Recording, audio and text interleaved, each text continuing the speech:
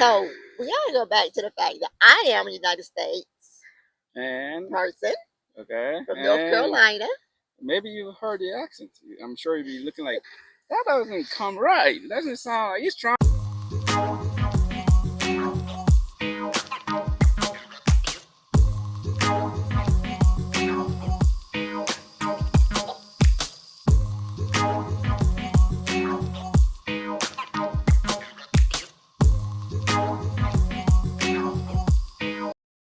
Hi, welcome back to D and D's Homestead.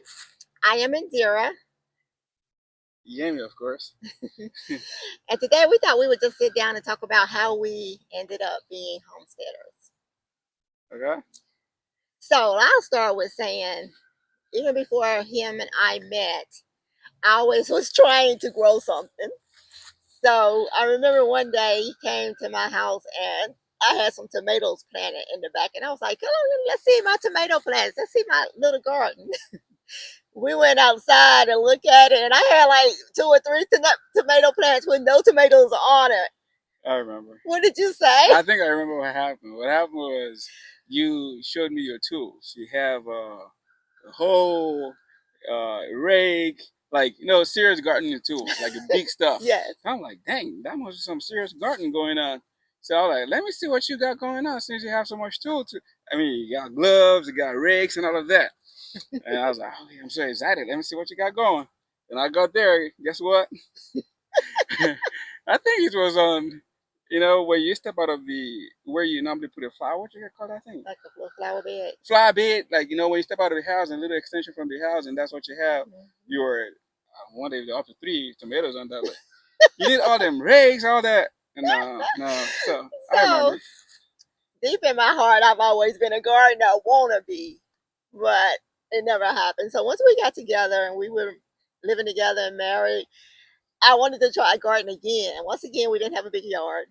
So we had tomatoes Yeah. in the But backyard. that was in the other house that we have these a little like a fencing part but they have a little extension on the fence. Just to, I think it's like a retaining wall there to protect the wall from kind of collapsing on the house, like a small backyard. And we just have to dig through that part and clean it up and start gardening with that. I think we did well with the tomatoes the first So we year. had some tomatoes that year. Not very many, but we did get some. Okay, I And then understand. the next property, we didn't have a backyard at all. We just had a deck. And my husband travels for his business. And so when he came back, I had grow bags all over For the the back deck. place, yeah. Did we even get anything that year? We were close to getting something, then we have to move. Yeah. So then when we purchased, we decided we wanted to buy, and we looked at this house, and we wanted to looking for something with land this time. And that makes me want to feel like, okay, it's about time to stop doing all these little things we're doing. Initially, we were looking for. She will start like, okay, I like a horse. I like to have a horse, and the horses riding hers and stuff like that. So, well, we need a lot of land for that. Then that was the initial target to get a property that has a lot of land and space to I think here in our zone you need 2 acres to have a single horse. So thinking of 2 horses, we're looking for 4 acres. Then 5 acres. Then I came back from California at the time, and there she was, same thing going on again. What we did in the first house, second house, I was like, you know what? About time to get serious about this. Are we going for horses or are we going for garden? It's like, yeah, I'll settle for garden.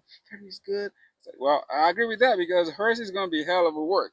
I'm not chasing the horse around. I don't know how to ride any. I don't know how to handle any of them. That's too much job. So it's like, okay, well, I can work with garden with you. Yeah. And that's when we started looking for properties with no HOA, with no restrictions. And here we are. And we were looking for something with land. We started going and looking at houses, touring houses. Mm-hmm. And we never really found anything that really hit home. Then we came to this property, and let me tell you, Yeah. I was not a fan. I know. I did not like that house for nothing. Every room needed to be updated.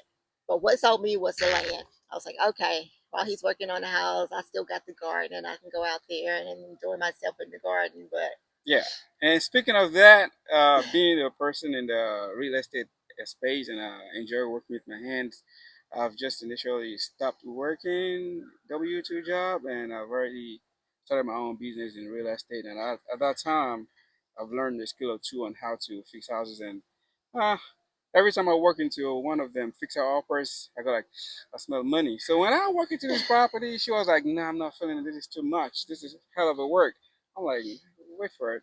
But the good thing that makes it a lot easier for me was she loved the land, and that is what we're actually looking for in terms of the garden, what you can do with it.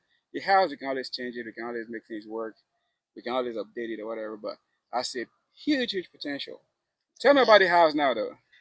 Let me say, he saw the vision. I did not see the Good, vision. good. I hated the house. But let me tell you, he has turned it around and it Uh, is now lovely. And now I really enjoy it. So yep. now I have a wonderful house and a wonderful garden. There you go. So, as we've Dishes. said in previous videos, the garden got neglected because we were working on the house. So now it's time. It's time to put.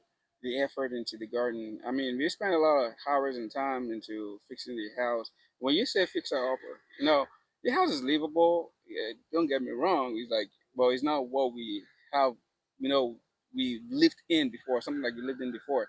Our taste or how we've lived before is quite different. This is a country setup. So everything in there is kind of like a barn setup. Like, the walls look crazy. The kitchen, you have a whole gazebo in there. I mean, family and friends that comes around to be like, come on, this is strange, this is new. So we have to do a lot of restructuring, breaking down some whole, you know, some walls and redoing things in there. So that took time. That took a while.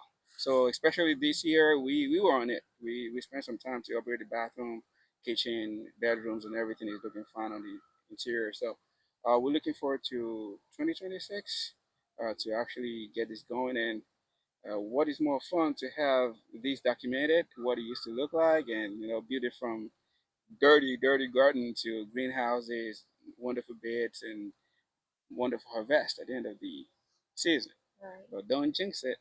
We still, yeah, ahead, so anything can happen. But just a little target of us, our goals to make it work, and we're hopeful. So I just feel like that a lot of people tell me I have an old soul because I like to can, make jelly, and do all that stuff. And I think that's what led me to wanting to try to grow our own food. So we got to go back to the fact that I am a United States And person okay, from North and Carolina. maybe you heard the accent. I'm sure you'd be looking like, that doesn't come right. It doesn't sound like he's trying, but yes, I've been a job boy. It's saying like I'm a Nigerian. Actually, from Lagos, Nigerian. I'm a Yoruba person. My name is, when I introduced myself the other time, I said Yemi. No, I'm not Yemi. My name is Akin Yemi, as in the warrior, being a warrior befits me. So that's every name has a meaning where I came from. So I wear that on my sleeves like I'm a warrior. So Yeah. and it helps me in things. It helps me get through a lot of things because when you have that self reassurance that you mean something, your name means something, it builds into you and you start getting things done, following, the passion and stuff. So yeah, I'm a Nigerian through and through. I'm a Niger. I did rep for her. So she's American person and we have this little bit of friction when we first started. Food, our choice of food are different, mentalities are different. I came to the United States when I was a lot grown, like a real adult. So it's quite a friction when we started, but you can tell in our garden too. As time goes by, like you can see a blend of both cultures in it, and our pantry is going to tell another story too, or the same story too. So they tell you, yeah. Yes. So trying to blend American food, Nigerian food, we had to make a decision and to figure out how are we going to do this. What is our goal? What are we going to eat? And I can say that mostly we eat Nigerian food because I have to admit their food is more healthier. Their recipes are healthier than ours. Stuff is full of salt, full of sugar here. I wouldn't want to take all that accolades and enjoy. I think the choice of food uh, that is available for everyday person that is affordable is quite considered healthier in comparison to what is available for everyday person here in the United States.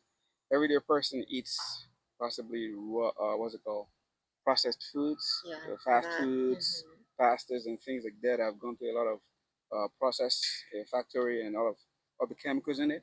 But in Nigeria, basic food are like red sauce, and that's fresh tomatoes. The only thing that is added that's been processed is just oil. And mostly they use palm oil. And that's using less of a less process, manual process, not like anything chemical added or anything like that. It can be fermented, cooked or anything like that, but it's not going through all the extra chemicals, extra ingredients that are manufactured in it. No, so that's why I want to agree. Like, okay, it's more healthier in terms of affordability and availability.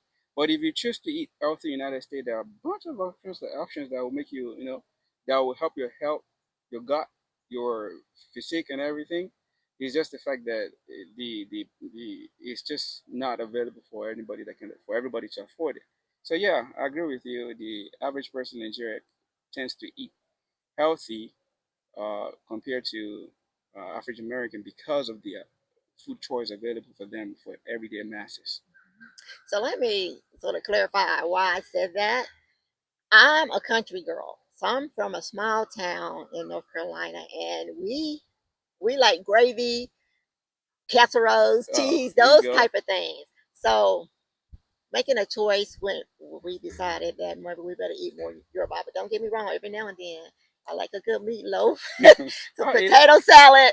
We eat once a month, once every 2 months we may eat an American dish, but most of the time it's Nigerian recipes. And he had to teach me how to cook them.